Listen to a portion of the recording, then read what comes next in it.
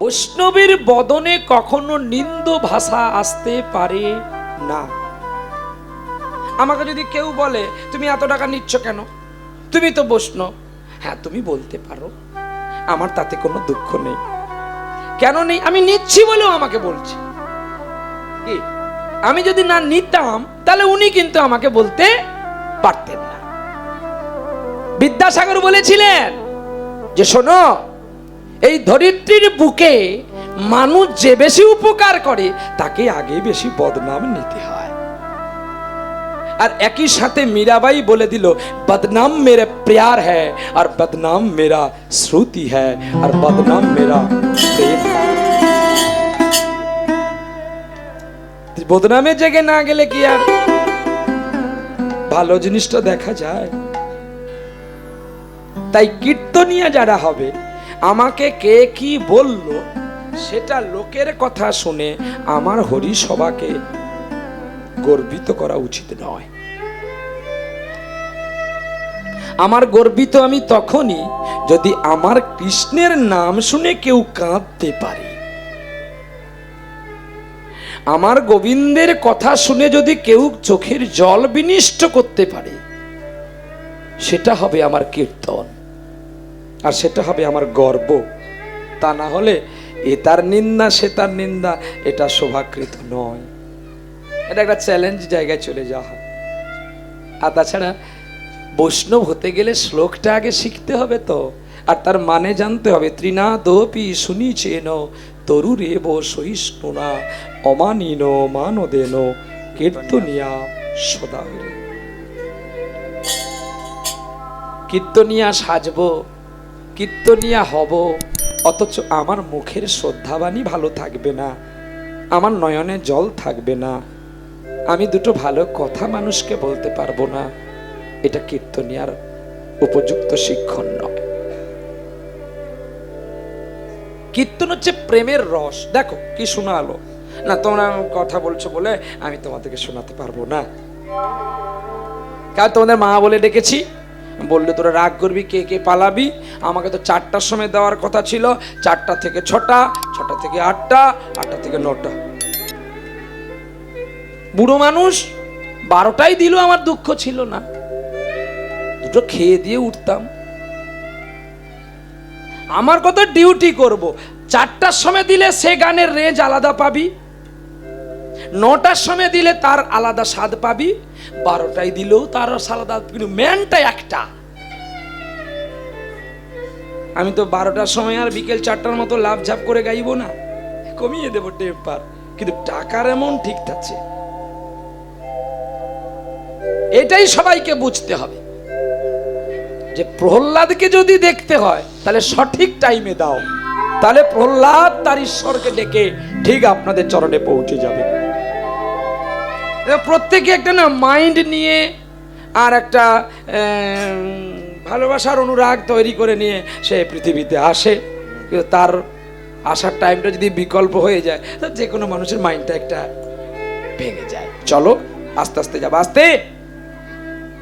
হ্যাঁ, সে সরবে না, এ বলে তুই সর, তুই সর, তুই আগে এসে বস না, না তোর সেইটা যেন তার রেস্টি করা হয়ে আছে জায়গা।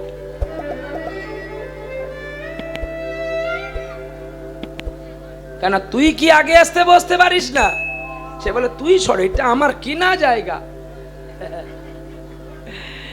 ঘটনাটা কি জানেন তো?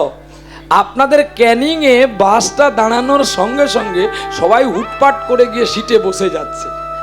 কোথায় যাবে? ধর্মতলায় যাবে। এখন ধর্মতলায় যাবে, তুমি কীর্তন কোন দিকে শুনতে বসেছো? না, এই তো কীর্তন শুনবে বলে বসেনি, সে তার সঙ্গে কথা বলবে বলে সেদিকে মুখ করেছে। ঠিক কিনা বল? একটু কথা বলবি? বল। মাইকের ফোন দেব, মাইকের ফোন দেব, একটু জোরে জোরে বলবি, আমি একটু রেস্ট নেব। নিতাই গৌর হরি বল। এখন দেখা গেল কি, ক্যানিং এ বাসটা ধর্মতলায় চলে যাওয়ার পরে যেই লোকটা সিটের জন্য মারামারি করেছিল ও বেটা আগে গিয়ে গেটের ধারে দাঁড়িয়ে আছে। কেন? এর উঠতেও আকপাক আর যেতেও আকপাক। এই আকপাক ব্যক্তিটা বাকি মাঝখানটা কেন আকপাক করলো না? এ তো আরাম করতে এসছে। গল্পগুলো জানো মা? এখন শীতের দিনে একটা ব্যাঙ, শোনো সবাই মিলে, শীতের দিনে একটা ব্যাঙ চুপটি করে কুয়োয় পড়ে থাকে। বর্ষাকাল হলে বৃষ্টি পেলে কোঁকা করে ডাকে। তা থেকে সন্তান সন্ততি উৎপাদনের পর লাফাইয়া লাফাইয়া যেতে দেখো কুয়ারও ভিতর। যেই কুয়োয় পড়ে গেছে, কুয়ো থেকে তো উঠতে পারছে না, তো তখন কিন্তু সে ঠাকুরকে ডাকছে, ঠাকুর তুমি আমাকে একটু উদ্ধার করো না গো, কি ঠান্ডা। সত্যি সত্যি শীতের দিনে কুয়োর জল একটু বেশি ঠান্ডা হয়। তা এখন কুয়োর জলে পড়ে খুব ঠান্ডা, আর থাকতে পারছে না।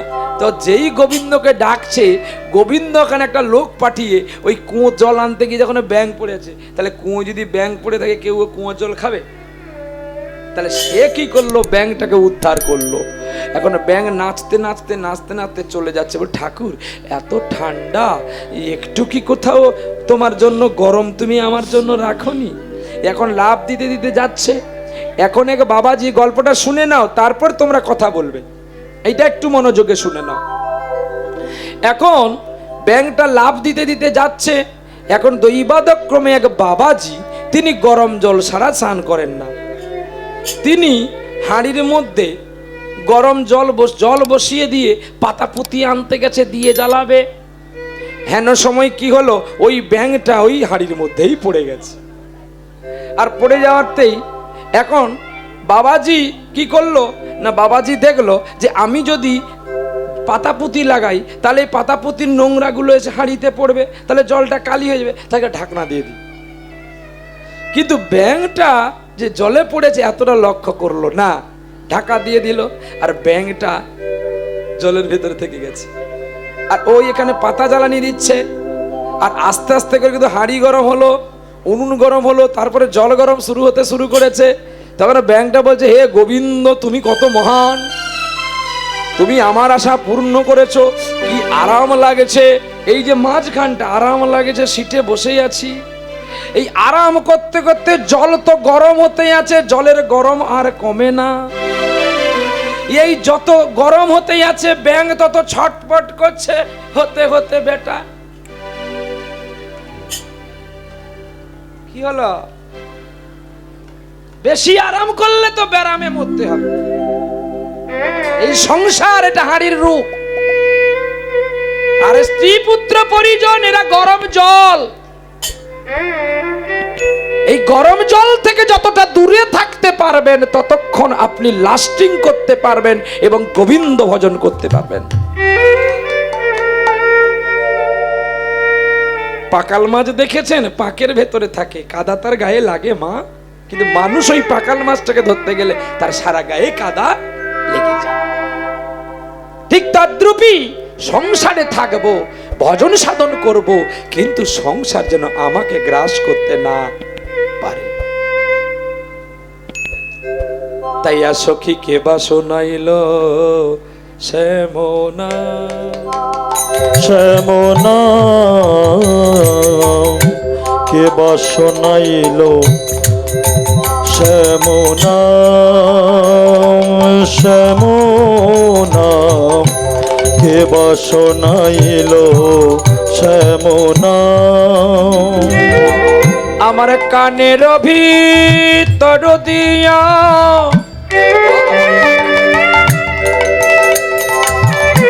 মরমে পশিল রে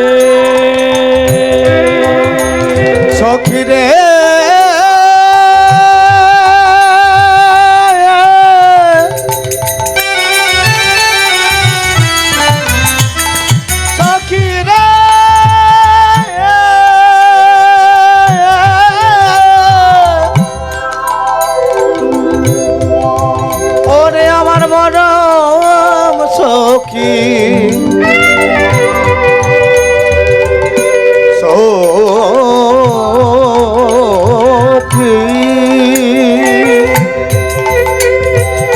আমার কানের ভিতর দিয়া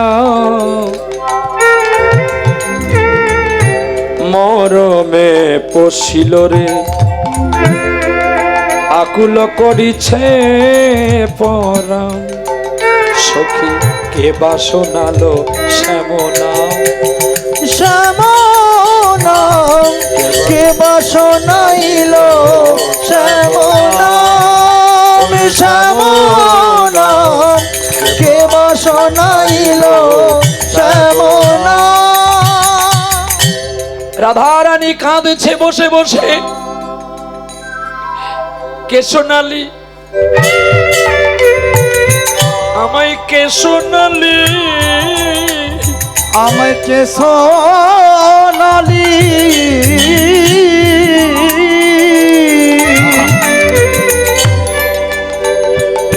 কে শোনালি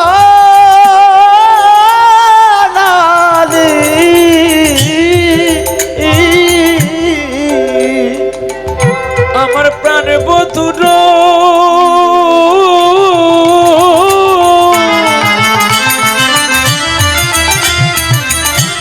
মনে মধুর গীতি। হরে কি শোনালি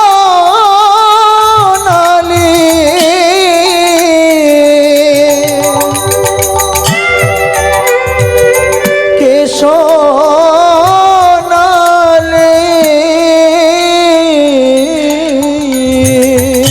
আমরা প্রত্যেকেই জানি গো, পৃথিবীতে যত দেব দেবী আছেন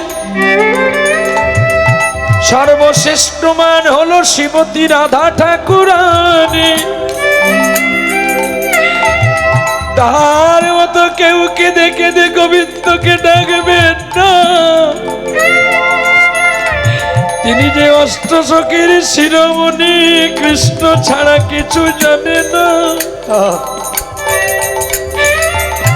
আরেকবার শোনা না রে, ওরে আরেকবার শোনা না রে, ওরে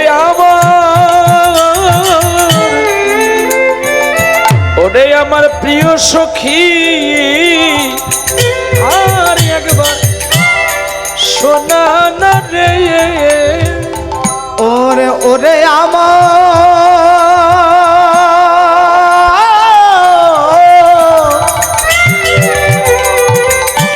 প্রিয় সখী, তুই আরেকবার শোনা না রে। আমার কৃষ্ণ নামে বড় ভালো লাগে রে, তুই আরেকবার শোনা না রে। ওরে আমার কৃষ্ণ নামে ভালো লাগে রে। আরেকবার শোনা না রে। জয় রাধে শ্রী রাধে বলে, আরেকবার শোনা না রে। জয় রাধে শ্রী রাধে বলে আরেকবার শোনা ও রাধে রাধে রাধে রাধে রাধে জয় গৌর হরি বল, হরি বল হরে। রাধে রাধে। আরেকবার শোনাও না রে।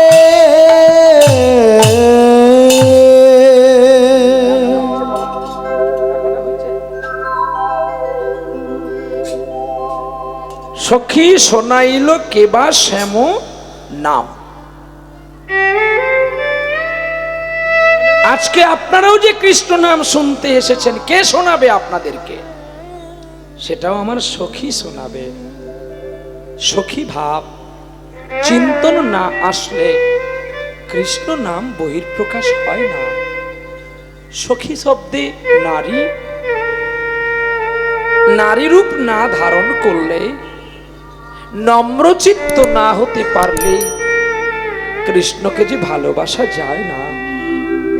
কারণ কৃষ্ণের শরীর যে বড় কমলময়, আর কমল অঙ্গে সেবা করতে গেলে কমল করেরও প্রয়োজন হয় নাকি বাবা? পুরুষের দ্বারাই সেবা হবে? সেবা কার দ্বারাই হবে? নারীর দ্বারা। বলবে কেন? মোট মন্দিরে তো নারী নাই, সব বাবাজিরা সেবা করে। কি কিন্তু ওরা দেখতে বাবাজি, ওরা সবাই কিন্তু নারী।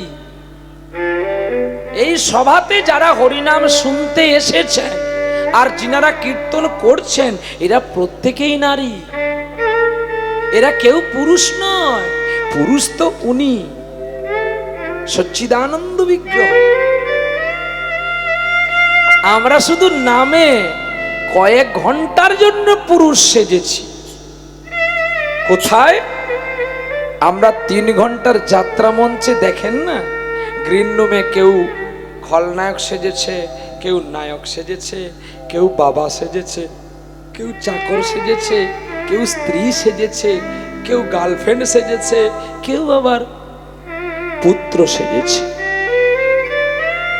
ঠিক তদ্রূপই আজও এই সংসার একটা বিচিত্র গ্রিন রুম, আর গ্রিন রুমের বাইরেই হয় যাত্রার অভিনয়। তাতে কেউ বাবা সাজে, আয় ফোনটা দূরে করো,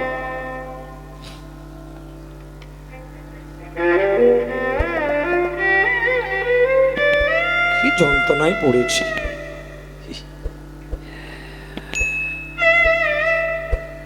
কেউ বাবা সাজে, কেউ পুত্র সাজে, কেউ মা সাজে। দেখবেন সাজাগুজাটা শেষ হয়ে গেলে ওই গ্রিন রুমটা ছেড়ে দিয়ে কিন্তু পালিয়ে যেতে হয়, সেটা আবার নিজের পোশাকে। মানে আমি যেই পোশাকে গ্রিন রুমে ঢুকেছি আমাকে সেই পোশাকে বেরিয়ে যেতে হবে। কি ভুল বললাম? হ্যাঁ, একদিন মাটির ভিতরে হবে ঘর। ওরে মোনামা, কেন বাঁধছো দালান ঘর? মাটির ভিতরে যখন আমাদের ঘর হবে, আমরা কি পোশাক পরে মায়ের গর্ভ থেকে এসেছিলাম? মা আসেনি তো। বাবা আমরা যেদিন যাব পোশাক পরে যাব বাবা, কেউ যেতে পারবো না। এই তাই বিচিত্র সংসারের বিচিত্র অভিনয়ের ভালোবাসা। দা আমাকে, দা আমাকে, দা। এতগুলো মাটি গুটিয়ে কেন? মাটির দাম কম?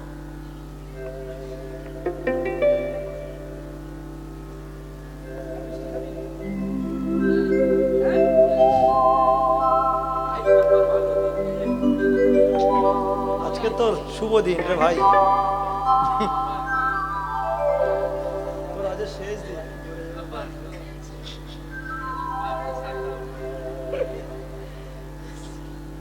আবার কপাল তুলছো কেন?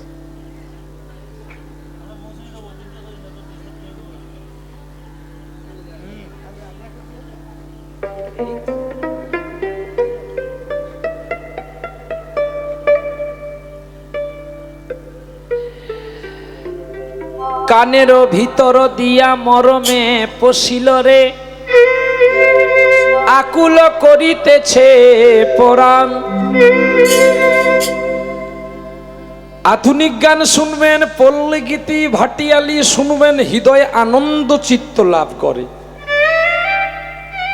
এগুলোকে নকল করা যায়, কিন্তু পদাবলীকে নকল করা যাবে না।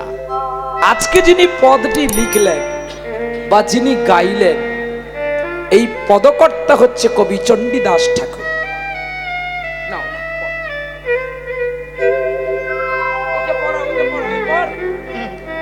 আজকে সব মালাগুলোর পর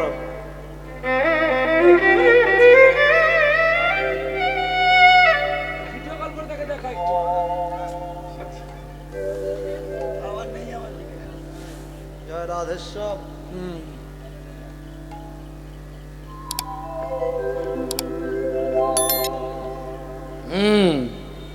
আজের একটা ভালো দিন বলবো? হ্যাঁ বলে দাও। হাসছিস কেন? হ্যাঁ, আমাদের শম্ভু খড়া, শম্ভু খড়া মানে আপনাদের জগতে একজন আমাদের খুব প্রিয় কীর্তনিয়া বিশ্বজিৎ খাড়া মহাশয় আছেন না, তিনার ছোট ভাই। দাও, ছেড়ে দাও। তুমি চোখ বন্ধ করো। আরে চোখ বন্ধ করো, কই চোখ বন্ধ করো।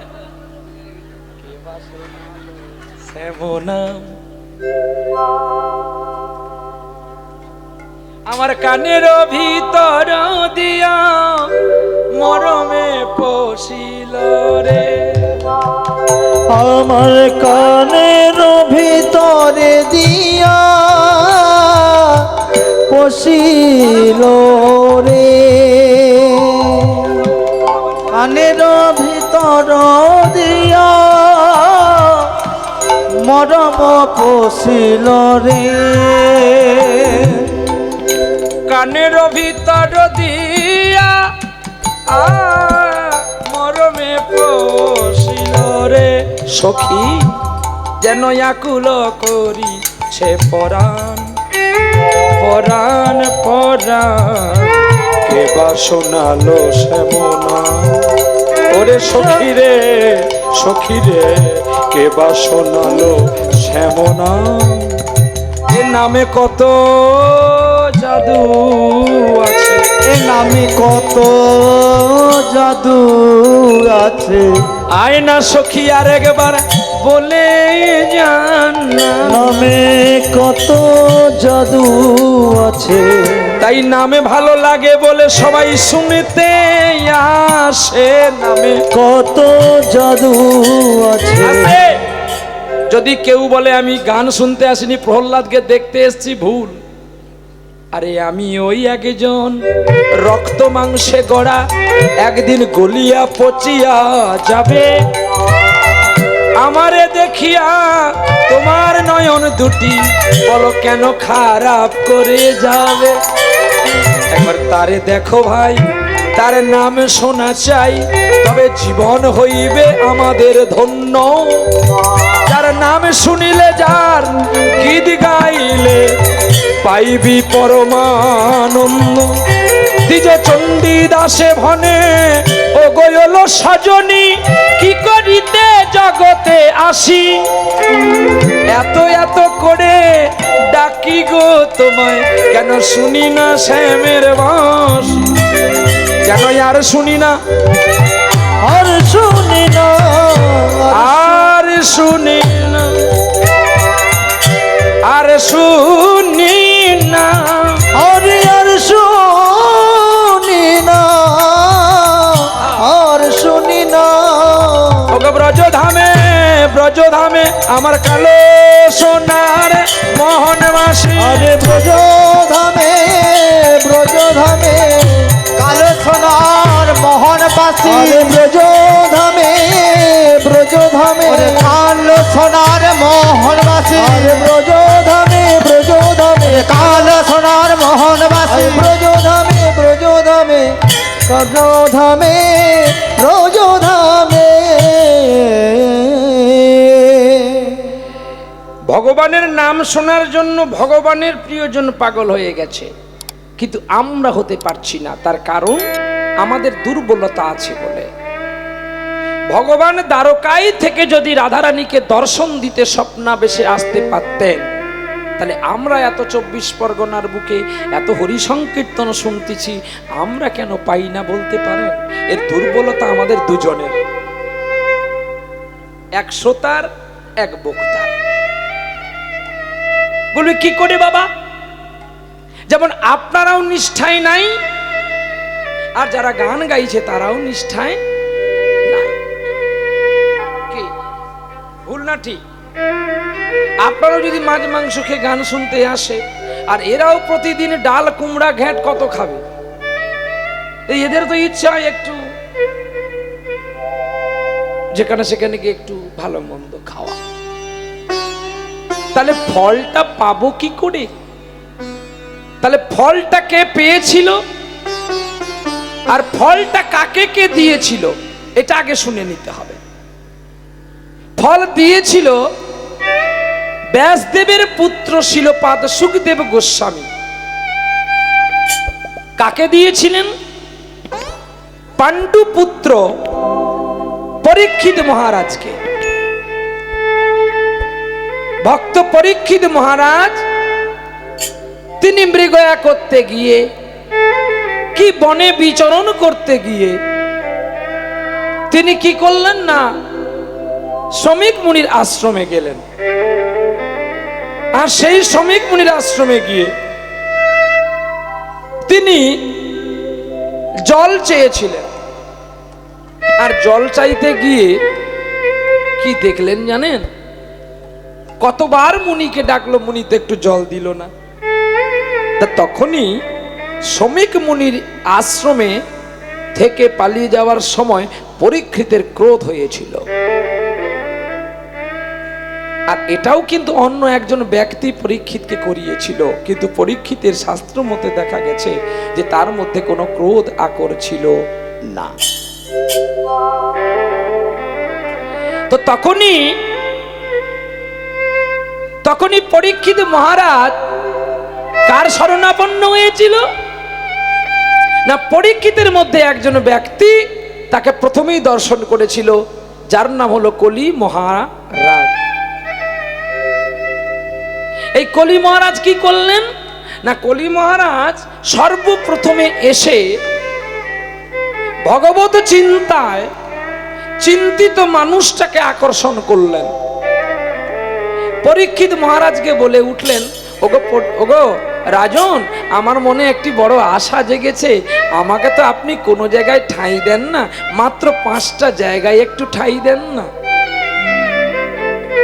পরীক্ষিত মহারাজ বলছে, তুমি কে? না আমি কলি। বেশ, তো তাহলে তুমি কোন কোন জায়গা চাইছো আগে বলো দেখি, শুনি, তাহলে আমি তোমাকে দেব। বলছে যেখানে মিথ্যা কথা না, এটা আমি তোমাকে দিতে পারবো। বাহ, গল্পগুলো শুনুন, তারপরে আপনারা গল্প করবেন। এইগুলো শুনুন, কারণ আপনাদের এখনো হরিনাম শোনার সেই বয়স হয়নি। সেই বয়স হলে কিন্তু আগের দিকে বসে বসে দাঁত পাঠাতেন না, শুনতেন আর কানতেন। ওই যে বললাম না, বাগান ভর্তি করে কি লাভ হবে? ফুল যদি গোবিন্দ চরণে না গেল, তাহলে ফুল চাষ করে লাভ কি হলো? কি আপনারা যদি বলতে যান, তাহলে লক্ষ লক্ষ লক্ষ টাকা খরচ করে এত সুন্দর প্যান্ডেলের দরকার ছিল না, এত লাইটের দরকার ছিল না, এত হ্যান্ডবিল ছড়ানোর দরকার ছিল না, এত ভক্তকে ডাকারও দরকার ছিল না, এত সুন্দর সাউন্ড আনার দরকার ছিল না, এত ইউটিউব আনার দরকার ছিল না। আমরা এই তো নিজেরাই কীর্তন করতে জানি, তাহলে আর আমাদেরও না ডাকতে হতো কি বাবা? আমি কিন্তু এখানে এই কথা বলতে আসিনি যে কে কি ডিম খায়, কাঁকড়া খায়, কে কত টাকা নেয়, এটা বলতে আসছি। যে কোন রাজনীতিকে আপনারা ভোট দেবেন, একে ভোট দিলে আপনার জয় হবে, এতে আমার ফায়দা কি হবে? আমাকে ডেকেছেন হরি কথা শুনবেন বলে নাকি বাবা? তাহলে আমার কাজ কি? আপনাকে উদ্ধার করা।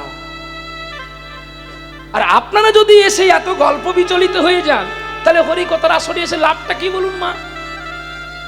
আমি তো আপনাকে বলতে পারবো না এখান থেকে দূর হয়ে যা, শুধু বলবো না হয় আমি একটু চেপে চেপে পালিয়ে যাব। কারণ দেখো, আমিও রক্ত মাংসে গড়া মানুষ। আপনারা যদি আমার আগের দিকে বিচলিতভাবে কথাবার্তা বলেন, আমি কিন্তু চঞ্চল হয়ে যাব। আমি তো আর একটা চকার বাক্স নয় যে সুইচ দাবিয়ে দিলে, রিমোট টিপে দিলে শুধু মারামারি হবে, মিঠুন চক্রবর্তী মারামারি হবে। তবে কৃষ্ণ নাম ধৈর্য ধরে শুনতে হয়। তাহলে কলি জায়গা চাইলো কটি? 5টি। তার মধ্যে একটি হলো মিথ্যা কথা, 2টি হলো পরকীয়া শোনা, 3টে হলো পরনারী হরণ, 4র্থ হলো সুরা, 5ম হলো পাশাকাঠি খেলা। এই 5টি জায়গা কলি মহারাজ চাইতে এখন দিয়েই দিল। পরীক্ষিত বলে, তুমি 5টা জায়গা নাও, পরশোনা। কিন্তু যুধিষ্ঠির মহারাজ পরীক্ষিতকে বলেছিল, এই রাজকোষের বাইরে যখন তুই যাবি, তুই এই রাজমুকুটটা দাদু ভাই খুলে রেখে, কারণ এটা আমাদের নিজের টাকার সোনা নয়। বাহ, এই জন্য শাস্ত্র পড়তে হয় আর শাস্ত্র কথা বলতে হয়। আমাকে তো অনেকে অনেক কথা বলে, ওর গলার দৌড় আছে বলে ছুটে যায়, ও শাস্ত্র সম্বন্ধে কিচ্ছু জানেনি। আমি কি তাকে বলবো তুই কি জানিস? বলবো? আমি বলবো, ভাই রে, ভগবান তোকে মঙ্গল করুক, তুই আরো ভালো করে শিখ। আমি তো শিখতে পারলাম না, তুই যদি শিখে বলিস, এটা আমাদের গর্ব। কি সকল যদি মাস্টার হবি, তাহলে তোর চাটাকে বয়ে নিয়ে কেয়ারটেকার কে সাজবে? তোরা বড় হ, আমি না হয় তোদের চা কাপটা ধুয়ে নিয়ে যাব। সাধু কখনো, বৈষ্ণব কখনো কারোর সঙ্গে বিতর্কতায় জড়িয়ে যায় না। শুনেছেন আমি কারো নিন্দা করি? শুনেছেন ও কতটুকু জানে, আমি কতটুকু জানি? আরে কৃষ্ণ নামের মহাসমুদ্র, সেটা একটা ছোট্ট ডিঙি নৌকো হয়ে সমুদ্রের সঙ্গে তুলনা করা যায়? এক ঢেউতে কোথায় ডুবে যাব, সারা ডুবুরি গিয়েও আমাকে খুঁজে পাবে না। অতই আমার কি দরকার, শুধু আমি এটা জানবো, হে বাসুদেব, আমি তোমার নাম গাইতে গাইতে কাঁদতে পারবো তো, আর ভক্তকে তোমার নয়ন জলে ডোবাতে পারবো তো, তবেই তো আমার সার্থক হবে জীবন। আর যে মানুষটা অক্লান্ত পরিশ্রম করে আমাদের মতো কীর্তনিয়ার হাতে এতগুলো টাকা তুলে দেবে, তার জীবনটা, তার বাস্তুটা ধন্য হবে তো। এটাই গৌর হরি বল। তাহলে পরকীয়া শোনা, পরীক্ষিতের মাথায় তো মুকুট ছিল, ওই যখনই জল দিল না তখনই পরীক্ষিতের মাথা থেকে একটা সাপ হয়ে গেল। আর সেই সাপ প্রধান্বিত হইয়া কে যেন বলে, কি গো তোমাকে জল দিল না, তুমি মন্ত্রী কোনো সাজা দেবে না? দেখে একটা মৃত সর্প পড়ে আছে, সঙ্গে সঙ্গে তুম থেকে তীর বান একটা টেনে কাই করে নিয়ে মুনির গলায় দিয়ে দিল। আর গলায় দিয়ে রাজা ঘোড়ার পিঠে চলে যাচ্ছে রাজকক্ষ কুঠিরে। এন সময় কলি মহারাজ আবার বাচ্চা ছেলে সেজে শ্রমিকের পুত্রের কাছে চলে গেল, সিংহীর কাছে গিয়ে বলছে, মুনিবর, আপনি এখানে সূর্যদেবকে জল দিচ্ছেন, আর ওদিকে আপনার বাবার গলায় মৃত সর্প দিয়ে পরীক্ষিত পালাচ্ছে, এর বিধান কিছু করবেন না? শ্রমিকের পুত্র সিংহী কিছু না জেনে তিনি অভিশাপ করে দিলেন, ওরে মূঢ় রাজা, তুই আজকে না জেনে না শুনে মুনির প্রতি যে অপরাধ করলি, আমি তোকে অভিশাপ করলাম, এই 7 দিনের মধ্যে তোকে দক্ষ দংশনে মৃত্যু হবে। কিন্তু রাজকোষে যখন ঢুকে গেলেন, কলি তো পালিয়ে গেলে রাজকোষে সে ঢুকতে পারবে না, রাজকোষের বাইরে যুদ্ধ হবে। তদ্রূপী যখন রাজকোষে ঢুকে গেল, তখন রাজার মনে একটা চেতনা আসলো, আমি বোধহয় একটা ভুল কাজ করে এসেছি। দেখো, অনুশোচনার চেতনার মুকুটটা খুলে দিয়ে পরীক্ষিত মহারাজ আবার ছুটছে হেঁটে হেঁটে মুনির কাছে ক্ষমা চাইবে বলে। কিন্তু তার আগে যখন শ্রমিকের পুত্র সিংহী এসে দেখে, তখন শ্রমিকের ঘুম ভেঙে গেছে। তখন বলছে, বাবা, তোমার গলায় যে সাপ দিয়েছে আমি তাকে অভিশাপ দিয়েছি, 7 দিনের মধ্যে তক্ষক দংশনে মৃত্যু হবে। শ্রমিক বলছে, বাহ, হ্যাঁ রে পুত্র, বাবা যদি বৃদ্ধ হয়, কি সুন্দর কথা, দেখো ভাগবত, বাবা যদি বৃদ্ধ হয় তবু সে বাবা, কাজ করতে না পারলে বাড়ির মধ্যে বসে থাকলো ঘরের একটা জ্যোতি হয় রে। কিন্তু তুই যে এই রাজ্যের পিতাকে অভিশাপ করলি, যে সংসারে বাবা থাকে না, মা থাকে না, যে সারাটা জীবন মায়ের জন্য অন্বেষণ করতে থাকে, যে সদা মা মা বলে কেঁদে বেড়ায়, খুঁজে বেড়ায়,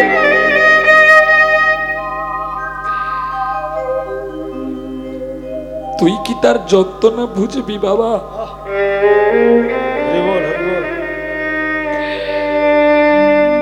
ছুটে যা, এই অভিশাপ ফিরিয়ে নে, আর না হলে পরীক্ষিতকে বলে আয় যে আমি তোমাকে অভিশাপ করেছি। পিতার কথা মতো সিংহী ছুটেছে পরীক্ষিতের কাছে, আর পরীক্ষিত ছুটেছে মুনির কাছে। মাঝপথে দেখা হয়ে গেল,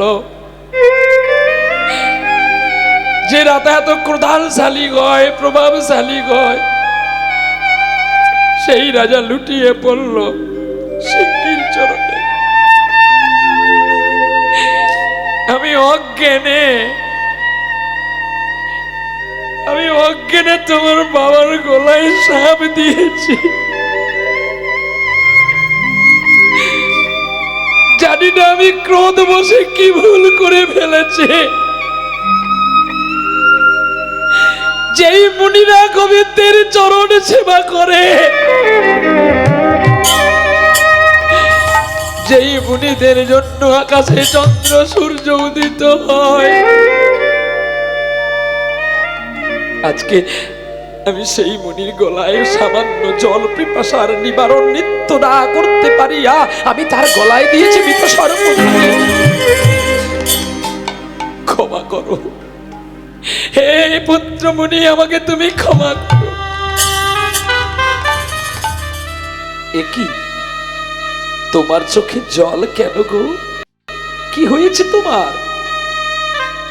মুনি পুত্র বলছে, আমি যে তোমায় অভিশাপ দিয়ে ফেলেছি। বাহ, বলো না তুমি কি ভাই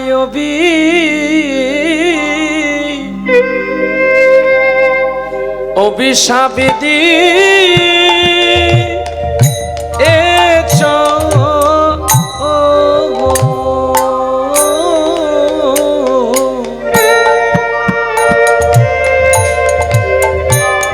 তুমি কি ভাই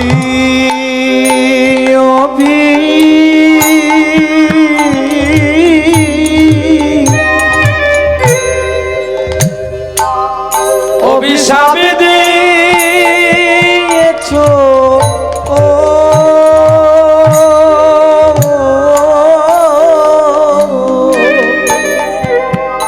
যদি আমায় একবার অভিশাপের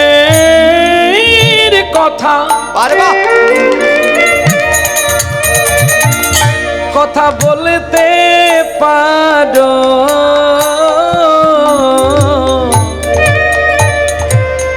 আমায় কিবা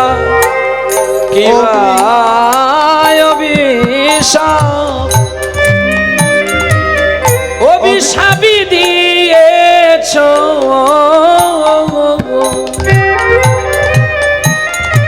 একবার বলো বলো